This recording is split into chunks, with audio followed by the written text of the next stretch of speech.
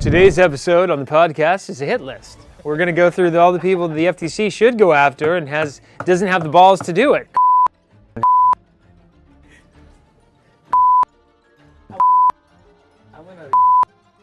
These are all the people you see their advertisements every damn day and you think, why can't I do what they do? Right. Well, because they all should get hit. New rule.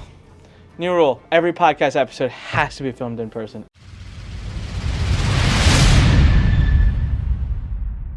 All right. Whew. Now that I'm done cracking up, we did. Oh my God. Love you all. I do. I love every one of you in our space. But some of y'all got to clean up your stuff. My God. It's so bad. We were just talking about one marketer. I love this person. I do. I love this person. They're an amazing person. But the joke that has been going on, not my joke, someone else messed it. The other thing is other people are catching this now. So one of the byproducts of us doing what we're doing is like the consumers are waking up, and then they're like calling out people. So I had someone else. Oh, by the way, you don't even know this. I've become like the FTC police. This is not a position I want, please, okay? But people are like sending me screenshots and like, did you see this? Did you see that? I'm like, I can't do anything about this. I just don't send me stuff.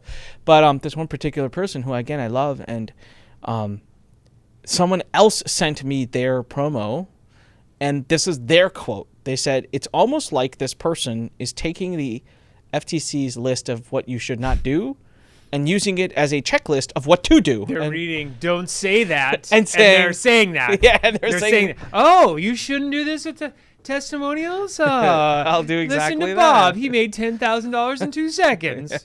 So, whew. I pray for all of you who are not listening.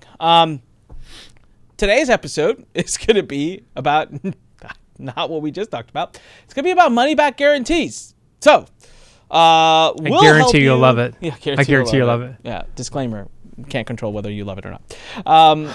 So the funny thing that just happened, guys, I'm sorry, I'm gonna go on a side tangent again, because apparently that's what we do when we film these in person.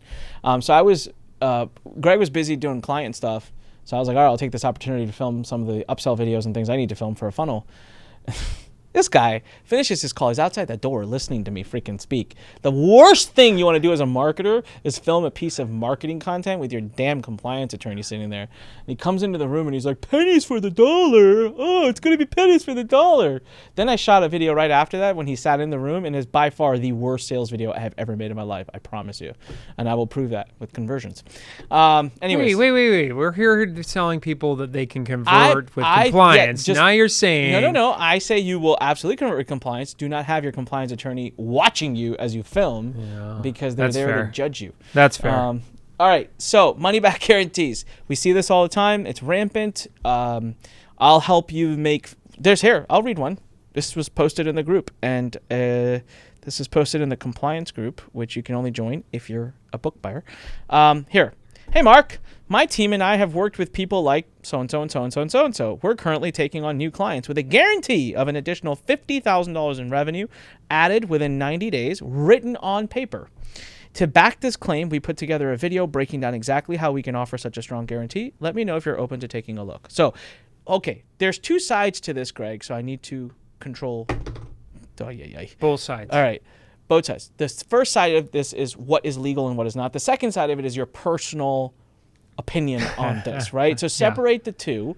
Legally speaking, okay, I just said this person said written on paper.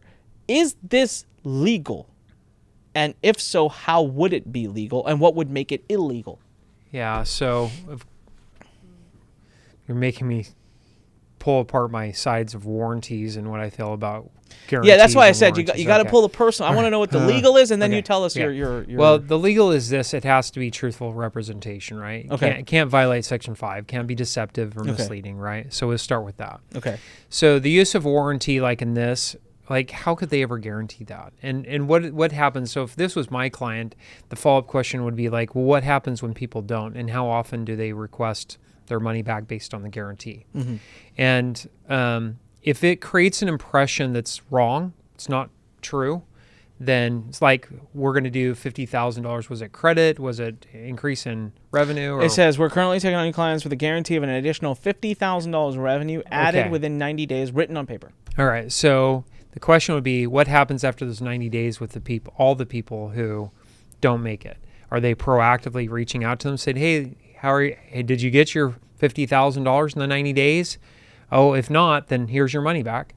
Nobody's doing that, right? Yeah. Nobody's doing that. Okay. What they're waiting for people to do is after the 90 days, what they'll do is if the client doesn't say anything, they just assume they made their $50,000. They're not tracking it. They're not doing it. That would be my impression with most marketers, is that they're not tracking to see whether that's an accurate statement. Okay, so let me give you a hypothetical statement, and then I will come back and we're going to talk about your personal opinions and feelings on this, which is very credible because someone, well, I'll come back to this. The personal feeling versus legal, there was another conversation that came up in the group, and I wanted to ask you about it.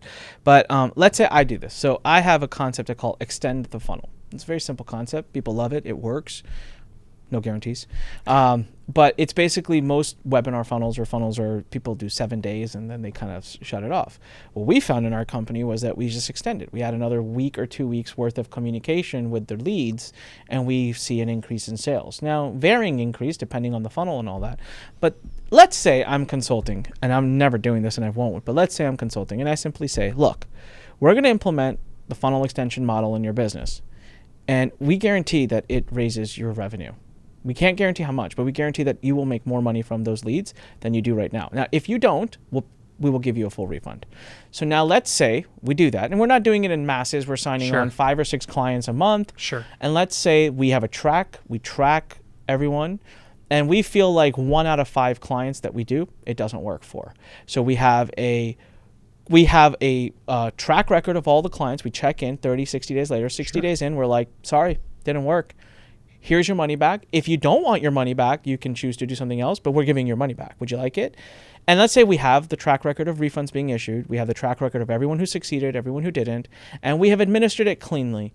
In that situation, this would be a legal, what I would offer would be okay to do. It's debatable. It just depends. Why is it debatable?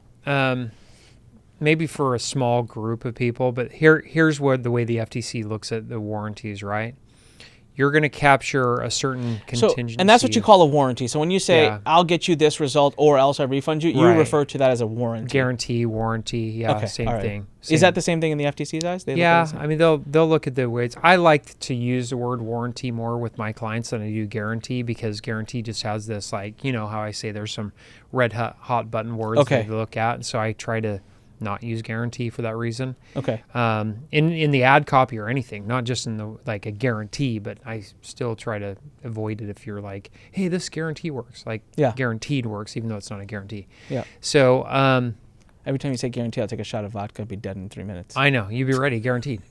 So what the issue here would be with the FTC would be is what are the number of people who join the program but for the guarantee that you're giving, right? Mm-hmm. And it's a pretty strong claim. It's 100%. Everyone joins for that. Everyone joins. Yeah, it's the problem with where it's a result based on earnings is it's such an earnings claim. But let's say it's completely cleanly administered. Okay, so if you're saying 5 people joined, 4 people make the $50,000 in 90 days, and the one person doesn't, they get their money back. Probably not much an issue. Okay, but so I don't know anybody that runs. But that isn't right. So that's utopic. You know why? I don't know anybody. Why that does that. I'm drawing this distinction is because you get the marketers who like to lawyer the lawyers, right? And they say, well, my lawyer said this is fine. But what they forget is the fact that yes, it is fine. So I want to be able to say yes, it is fine, as long as you are open to doing the following. Now they'll say, well, yeah. If they reach out to me and ask for a refund, I do it. No. The onus is on you because, and correct me if I'm wrong, because you leaned so heavily on it to get the sale, the onus is on you to track it and then make good on that promise that you leaned so heavy on to get the sale. Right. It's not on whether they come back to you or not. The second part of it, this is what I think most marketers do, is then they come in with the conditions. And they say, well, you didn't read the fine print. This would get you $50,000 in 90 days if you did blah, blah, blah, blah, blah, blah, blah, blah, blah. You didn't do 5 of those. So you are no longer qualified for the refund. And that is where you're saying, like, FTC regulators, state AGs just come and say, dude, no, we're getting you. Yeah. And is that a good transition into why you personally have an issue That with is a this? great transition to why Sweet. I personally hate guarantees, especially the warranty that for my extended warranty on my car. No, I'm just joking. The auto robot sold me and I bought. Yeah. I'm just joking. The reason I don't like warranties personally is that I feel that marketers lean too heavy into them and they really don't follow through on the expectation they're giving. Yep. And they also don't clearly delineate as to what the requirements are when you're entering into a guarantee. For example, they'll be like, hey, look at our money back warranty for 30 days. You can call back and get your money back, or you can reach out to our staff and get your money back anytime within 30 days. This means that this purchase is risk-free. There is no risk whatsoever. You can do this for 30 days. If you want your money back, you get it back. And then at the very end in small print, it says, qualify for the money back guarantee, you have to do 3 things. You have to make sure that you have 80% attendance for all of your courses. You need to attend 80% of your one-on-one coaching sessions, and you have to make 20 real estate offers, or invest in the market 20 times, or send out 50 million email campaigns for affiliate marketing, or whatever it is. And then people are like, yeah, I'm excited, I'll buy.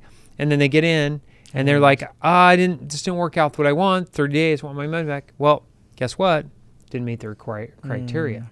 So I hate the warranties because I feel like marketers will want to say risk-free, get money back in 30 days without setting forth what the real requirements to get that is. Now, the FTC hates them because they know that marketers are leaning heavy into these guarantees, get people to purchase, and then only a small fraction of them ever end up using the guarantee in the first place. Mm-hmm. Even if they qualify, they won't try to get their money back this way. And so the FTC hates them. So that's a problem, even if there's no track record of me rejecting them. Right.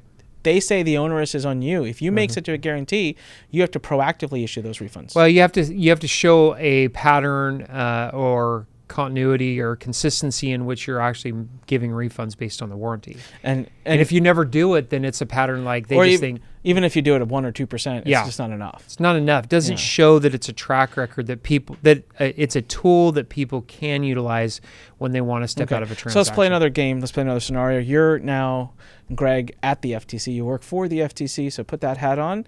And so you come to me and you say, and so I have one of these guarantees.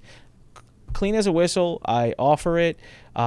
If the person doesn't get the result that I said, I don't use those conditions. I have nothing. I just say, hey, I guarantee this, and if you don't get it, then you can ask for your money back and you'll get it.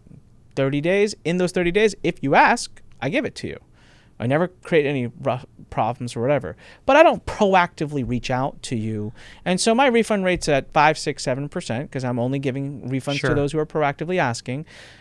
But I am leaning heavy on the guarantee that if you don't get this result, I'll give you your money back. But I am also relying on the fact, I'm not proactively reaching out, so anyone who reaches out, they get it. You're saying even that's dicey. Like the FTC, now, Greg, the FTC attorney would say that's still shady. Yeah, because it is the net impression. Wow, that's a new word, right? Net impression. I'm tired of hearing that word. I know you are, but I'm going to keep saying it because they say it. If the net impression is fast, easy, risk-free, and for whatever the context of your advertisement is with the inclusion of the guarantee, they're going to have an issue with that. Okay. All right. Especially if you're being reactive versus proactive. So the reason you hate it isn't per se the legality of it. It's that you have consistently seen a 1-to-1 ratio of anyone who uses it tends to make 17 other mistakes. Right. Because they'll say crap like risk-free. That I know. I mean, it came up in our case too. It comes up in every case. They don't like that term at all, because it makes sense, right? I mean, I drove to work here as a 4-minute drive. That was not risk-free. Nothing in life is risk-free. I drove you to lunch, or with you to lunch. I knew that wasn't risk-free. It wasn't at all. Yeah, I was hungry. I'm a hangry driver. I know. God, I shouldn't have said that. Now there's going to be some case and something. They're going to grab that and say, I know. You're going to make the Stella Awards. He's a rabid driver. I'm not. I'm a nice driver. I was just joking around.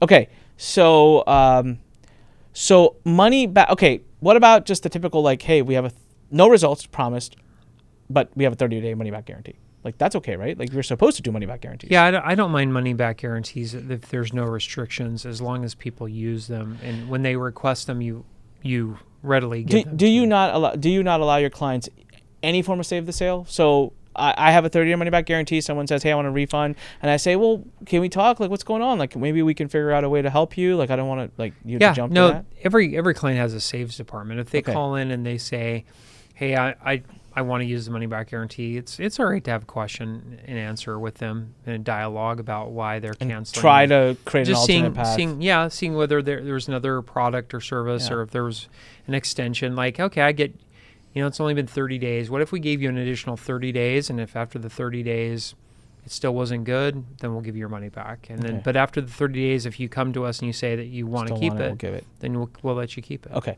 So, in my case, everyone, and I've talked about this in prior podcast episodes, but in my case, it was very specific. They wanted to know about the refunds.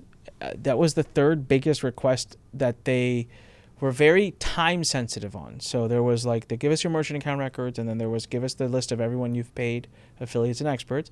And the third one that they were like very specific to ask about, I don't think this was in my CID, but I think I know it was definitely a request that they had, but it wasn't in the CID. But they said, show us every refund request, and wait for it, because this is important, the next term that they asked. It wasn't show us every refund request and whether you refunded or not. It was show us every refund request and how you responded. I distinctly remember this because I remember the verbiage, and I remember asking that at that time attorney, hey, what does that mean? Are they asking like if we refunded? Like, am I supposed to refund everybody that asks? And I remember him saying, no, they want to know if you're shoving clauses and rules down their throats and trying to get around having to refund people. And so I found that to be very interesting as to that. And just so everyone knows, refunds is a heavy focus for them. It was the third thing that they said, hey, we don't really want to wait for this. We'll extend the requests for the CID, like all the things that we officially asked for in documentation. We'll extend that. You can have some more time. But we'd like this ASAP. Because in my opinion, and of course, no idea, I'm not in their mind, or my opinion was some of the key things I believe that show them how bad a client is or bad a company is, I think were the ones that they said, like chargeback rates and refund rates. Okay, that's a clear monetary, that's a data-driven. If our chargebacks were through the roof and our refunds were super high, they're like, all right, hey guys, let's get some more resources in here. This is going to be a doozy. If we had a bunch of affiliates that we had paid millions upon millions of dollars to, all right, this is going to be a case that grows quickly. There'll be other arms, other legs. Let's go get more people. Or refunds. If I'm every refund, I'm like, haha, no, you don't get a refund for the following reasons. It's like, this guy is not, this guy's not on the up and up. Like, thank God for us, we didn't have any of those challenges, which I assume what helped. They want to do is see if you have a clear refund policy and that the client really understands it. And the problem with the warranty is it sometimes muddies it up a little bit. Makes it seem like they have this additional period of time in which they can request their, to terminate their or cancel their purchase, but they can't. They get to the end of that and they're stuck in it, and so then it makes it difficult. A case on point with this was the Vonage case from December of 2023. Again, Vonage, the phone company, it's a subscription base. But if you look at that case, one of the reasons why the FTC brought it was because they made it so difficult for people to cancel the service or to get refunds for extended service when they had already canceled. And so it's like, all right, the FTC doesn't, whether it's in traditional business like communications, or if it's in marketing with the knowledge or knowledge industry. Or isn't the rule about to be passed also that if someone's on a subscription, they should be able to cancel the same way that they bought? So no having to call in, no having to... So California and Florida have already amended their mini ROSCAs, but the Restored Online Sellers Confidence Act, which is a federal law, they're in the process of amending that right now to make it so that it makes it easier for people to cancel their subscriptions. Just cancel. I mean, look, think about yourself as a consumer. How annoying is it that just to cancel, you have to call in and you have to wait on hold for 15 minutes, and then they'll ask you, what's your email? What's your birth date? What's your this? What's your that? What's your driver's license number? It's like, do you really need any of this crap to refund me? Just refund it. Or just cancel my membership. Right. And they're doing it on purpose because there's fall off at each point. And the FTC is simply saying, hey, we're on to you, and we don't like that. They don't want the breakage with it is what they want. They want to, if you're going to give the warranty, make sure that it's accessible, they understand what it is, and then a significant I don't know what significant means, but Yeah. a good portion of the clients are actually utilizing that tool. Yeah. If you're doing that, you're going to be okay. If you're not and you make it so Then you're gonna have a strict, problem. then that's where the problem comes in. Makes sense. So I would say this, that there's this massive uprising right now, especially agencies are the ones doing this the most. If you are saying, if this is how your ad sounds, or if this is how your video or whatever sounds, if you're saying you will get X result within X time or you don't pay, that's what I'm hearing a lot.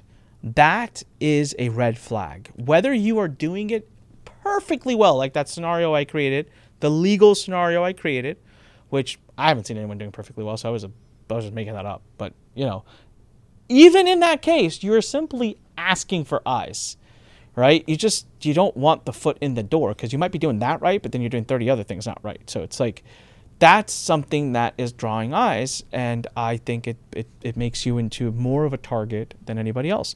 Now, I'm going to pivot real quick and ask you a question about cooling off period. So we had this whole opinion versus legal. This has come up in the group multiple times now. Opinion versus legal. Yeah. Okay, I like it. Well, I love all these non-attorneys. Yeah. Well, I want to, and so it's either I've mostly to shut them up, but I want to know the difference. So a lot of people are saying, "Hey, my attorney," or "I read the article on the FTC about cooling off period, and it doesn't apply to online products sold." I don't actually. They're like, it applies to door to door. We did an episode on this, and you said point blank, no, it does. So I want to know, was that an opinion to keep people safe, or is that no? You've heard federal statute. This is like coaching programs and digital and courses sold for $1,000. They need a cooling period. The derivative on the 3-day rescission was for back in the Fuller Brush salesman days, back in the 30s and 20s, and the Avon, where people would knock on your door and they're selling you door-to-door. Salespeople are selling you. Yeah. The federal government implemented, the FTC started with a 3-day right cooling period. That's where it started. So they extended that to go towards large conference rooms and other sales presentations that are live. And so they said if you're in a live setting, whether it's in their home or not, they're actually saying wherever that is, and there's been an argument that could include to one-to-many Zoom and webinars. If they attend that, it's like you're going in their own home, and that you should give them the 3-day right of rescission. So it's not just me opining on this. This is literally where it came from. So they've been doing it for years in the realm of, if you go to a hotel and somebody's there and you go to the hotel, it's not your home, but they're extending that 3-day right at that, saying it would be your abode. The same thing is it's starting to get applied towards one-to-many, video conferencings when you're buying online, generating a sale from there. Then it goes into, from there are 50 states, and each of the states have laws that pertain to different types of activities, whether it's an online sale activity or it's a telemarketing sale. And most, if not all, states have a telemarketing law that requires you to give a 3-day right of rescission if you convert that sale over the telephone or a one-to-one Zoom or video conference call. So, the federal cooling period deals with one-on-one or home solicitations, like I just mentioned, which could be webinars and Zoom, one-to-many Zooms, or it could apply to, live presentations, door-to-door salespeople. But these telemarketing calls, they're always one-to-one. They're done over the phone or over a Zoom. You have to give that right of rescission as well. And those right of rescissions can vary per state from anywhere from 3 days after the point of sale to 10 days after the point of sale. So you have to be aware of what that is. That's not conjecture. That's not opinion. That's what the law is. Yeah. Those are only 2 laws. There are other laws that say that you should give additional rights to rescind as well. And so if you look collectively, if you're transacting business online or over the phone, you should give people a 3-day right of rescission. Yeah. I do a webinar every once in a while.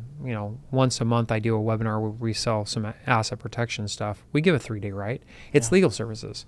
But we do it over the phone, so I'm just making sure that we fall within the realm of it. And the worst case, what's the problem with doing it, guys? Come on. Nothing. You just get rid of people who don't want to buy. Yeah, I mean, you're going to really try to keep that customer anyways. But I saw it come up in the group a couple of times. Yeah. I wanted to be able to have a solid answer. It's not Greg's opinion. It is legally substantiated. Well, isn't that one of the package things that we put in the back of the compliance. Oh yeah, so one of the 33 now Yeah. disclosure/agreement/contracts you get inside of the Compliant Academy is a cooling off period. Yeah, you get the 50 states broken down. Oh, and then so one of the 50 states bonuses, broken every down. state. Yep. That goes through the specific laws. So what our team has done is they've gone through and researched those laws and they've pointed them out per state. Yep. So you don't have to guess. You don't have to take my word for it. Yeah. If you join as part of the program, you get access to all 50 states and their laws. So which Two is options. important, real Yeah. quick, and I'll let you get your Yeah. side of this, because you're not just liable to understand the state where you're actively located, your principal place of business. Every state that you do business into, you have to abide by their rules. I'm dealing with a matter right now with the state of California. I was just on the phone with a call during lunch with Onik about a state regulatory action. It wasn't actually the state. It's a private cause of action against a company that's located in California. Why is it? Because they weren't aware of the 3-day right of rescission under California law. I mean, that was a case we were just talking about right before I came on. And this is a real case. It's happening. Real case. It's happening live right in front of us Yeah. at the moment. So, not opinion. All right. Warranties, guarantees. They draw the eyes. I cut you off. You were going to say there are two. I was going to say there's two options, guys. Yes. If you want to work with us, you want to learn more, there's the book. You can grab that link below. Go to don'tsaythat.com for the book. Second option is go to compliantacademy.com. Compliantacademy.com. We're getting a lot of members. It's amazing. You get 33 pre-written disclosures, agreements, contracts from Guardian Law, Greg himself, that you can use to, again, help reduce your risk. It's not going to eliminate it. But then you also get the entire certification program for what not to say, the rules. You can use that eventually if you want to buy multiple seats. We'll have a program so you can certify your team. And then you're getting the 8-week masterclass that I'm running that's all about what to say, how to do compliant marketing, how I'm doing compliant marketing right now and doing great and converting amazing. So there's a lot in this academy. I'm just scratching the surface. Go to compliantacademy.com. The URLs, if you're watching on YouTube, are right below. Greg, thank you very much. It has been, it was fun. I like the beginning of this episode the most. Can't wait till we get those Academy think- members into a compliance summit, though. Oh, yeah. So Greg's been pushing. He I wants a am summit. pushing. I think we're going to be doing one live. I'm better in In person. person. I'm better in person. You're funny. That's why I'm here. Like, Yeah. it's a better podcast. So we have a joke going on with Porvik and I. We have a joke that when we're on Zoom with you, right before we actually start the Zoom, you and I will be chilling. We're hanging out. We're talking. You're calm. And then as soon as you start, you go, no. And I'm like, come on, man. Where's Greg? Greg is Oh my vibrant. gosh, Greg is seriously. fun. Greg is. And then here he's, at the beginning of the episode, he was actually saying names just so you That's know. when I know we beeped him out, but he was legit like this person, that person, this person, that person. My Xantax kicks in when I'm in Zoom, and then I'm all calm. Oh man, we got to make Here, sure I'm all over, man. gotta Indian burn- cuisine for lunch. We're ready. we got to burn the raw Yes. video footage of that and keep the beep version Oh, only because gosh. this dude was dropping names. All right, everybody, I love you guys. Hey, if you want to be giant, stay compliant, and then when life pushes you, stand straight, smile, push the heck back. We'll see you on the next episode. Greg and I will still be in person. I'm telling you, I'm making a new rule. I'm not doing episodes with him on Zoom anymore. It has to be in person. Period. All right, see you guys. Bye.